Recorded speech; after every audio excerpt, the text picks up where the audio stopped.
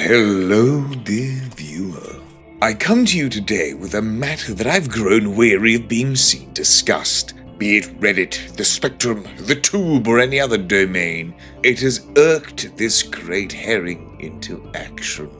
This discussion takes many shapes and forms, be it on PvP or the solo ability of the game. Time and time again, the argument appears that Star Citizen should be a game where you should be able to solo without needing to interact in any hostile way with other players. And this debate appears especially around the time of any major global event, or as I call it, endless, repetitive nonsense. But I do like this skin. Gentlemen and lady, I hereby present to you the definitive opinion on this here topic. What? Can I offer you a nice egg in this trying time? What are you doing? Are you staring at them? Yeah, dude, Charlie's looking right at me. Stop it! Dude, stop it! This game is naturally entirely possible to solo in certain regards. You, by your lonesome, traveling across the empty vastness of space with only stars as your company. You will of course be able to run instance dungeons, gather resources, build your own base, and craft your own things if you so desire. But I would venture to say that it is not always the most optimal way to play the game. I know, I'm bringing the hot takes with that one. As CIG has planned the future of Star Citizen according to the 1.0 presentation, we can clearly see how all these professions and game loops, although separate, are all entirely intertwined. And these game loops will one day, maybe, or hopefully be intertwined alongside a far more, or maybe even totally play-around economy, naturally with minor intervention of the devs as needed. So as we can see in this web, and as they said, you will be able to get different recipes based on the reputation you have with the guilds, which hopefully would mean that it is rather difficult to max out all of these in any quick fashion. So this makes teamwork, or working with other players, key to successfully achieving whatever goals you set out to do. Be that to get the best components for your racer, the best weapon for FPS, or simply to earn the largest amount of cash.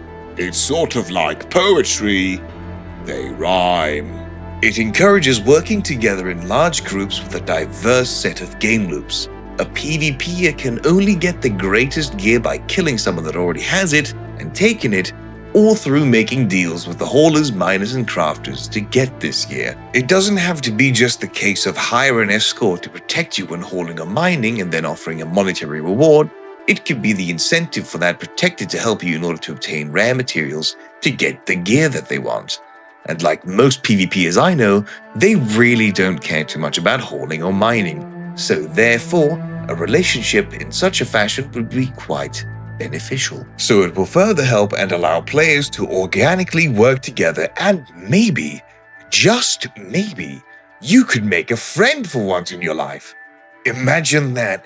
Just by doing such a simple activity, you might just get yourself a friend. Just because you play alone doesn't mean you are alone.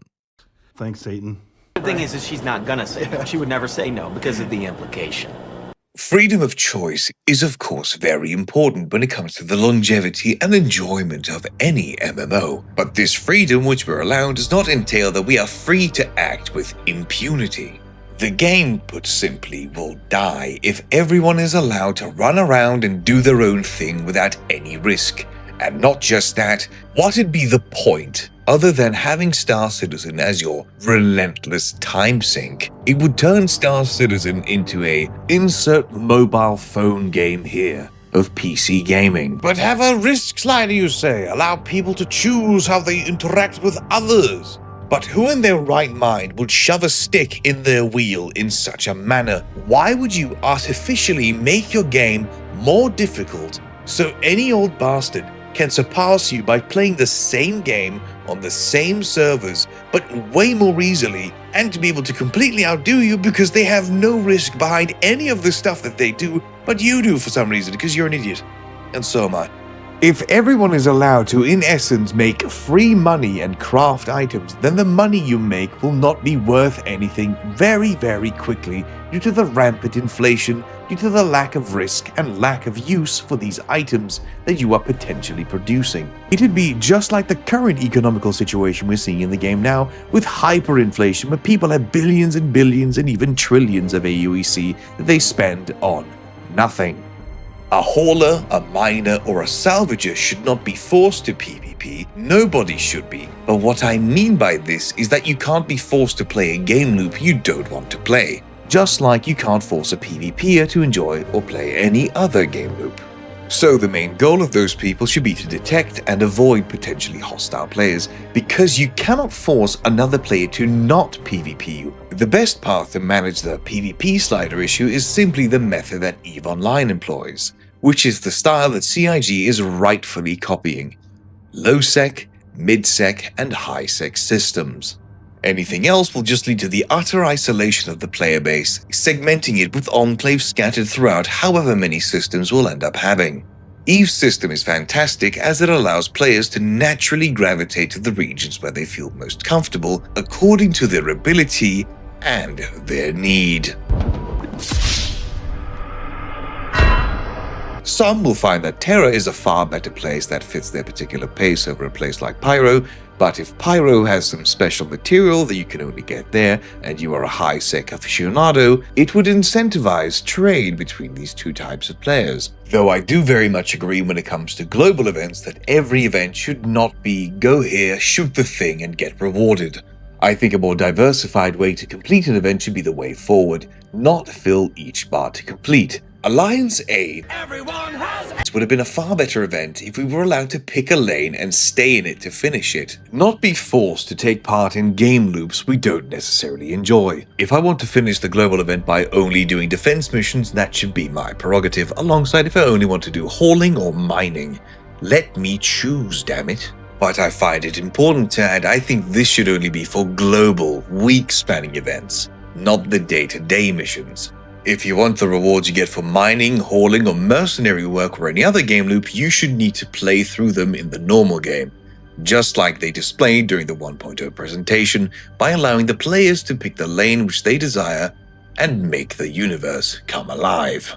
It looks like he making this it's badass. No. Every playstyle should be catered to in its own way, but it should never be wholly separate or free from the others, because that would make the game come apart at the seams, and it would all eventually fall apart. We don't all have to work together or play together, but without each other to interact with or not to interact with, there is no game. And we must now also take a moment to recognize the widely reported issue of ganking, murder hoboing, and griefing in general, and the lack of proper punishment for this behavior. And I want to be absolutely clear on the distinction that there is obviously a major difference between legitimate piracy and just the act of killing for the sake of killing.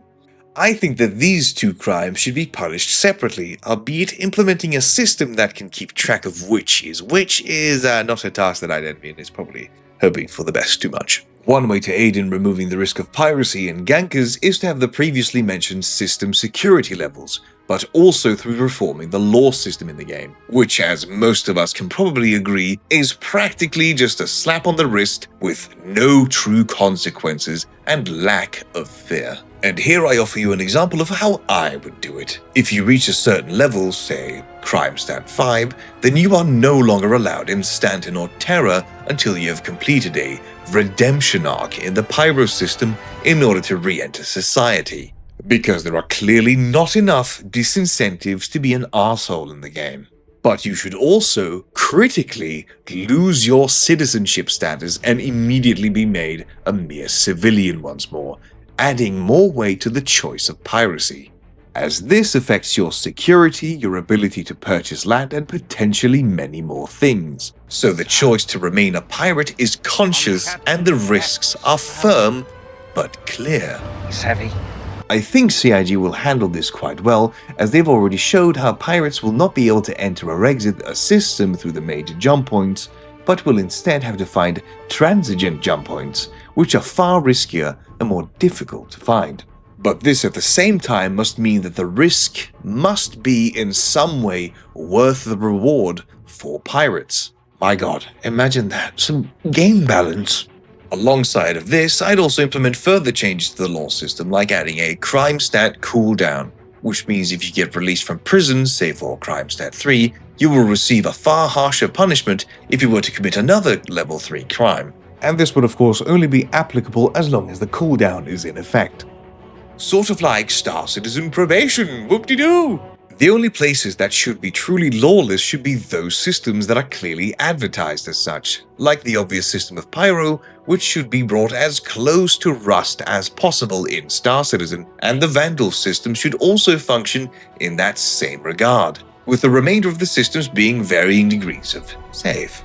It's not just that certain aspects of the game should not be soloable, but in the same vein, certain parts of the game absolutely should not be able to be soloed. Because the ability to solo something, as said, will just make the game far more unfair in the sense of if you can do it alone, why bother in a group? When you're solo, you don't need to share with anyone and you can do it at your own pace whenever you want. Imagine if they'd allowed us to choose if we wanted to instance Hathor or if we wanted to do a free-for-all for Hathor. And we'd all eventually get the same rewards and one guy would have gotten his Idris without any risk and we would have to fight for it like maniacs. The disconnect amongst players will leave the universe stale, boring, and safe. I do, however, find that instancing is a good thing, but I think the reward that is locked behind an instance dungeon should be less than anything you'd get in a place like a contested zone, where you actually have to work for it. If you want to be safe, go back to Stardew Valley. Or Minecraft. Thank you all very much for watching. Please remember to like, comment, and subscribe alongside that other cringe stuff if you enjoy the content. Do please be so kind as to join the Discord if you feel so inclined, as we are going to start kicking off with Star Citizen events and other crap again. If you further wish to support the channel, you can do so by becoming a YouTube member or directly via Ko-Fi. And as always, more content to come. As always, a stupendous thank you to all my wonderful Banu merchantmen, without whom all this content would probably be very improbable indeed. A marvelous and special thanks to my Apex Fishies of Raptor Jesus, Half-Breed, and Magic. A suspicious thank you to my wonderful Sue-Strummings of Combat Creations, The Duck, Big Kronk, and Davidri. My beautiful, fantastic people of Shmida, Ifanyora, and Ignore Me. And a wonderful thank you to my enthusiasts of Longyawn, Bloodix, and Monk. Thank you all very much for the money.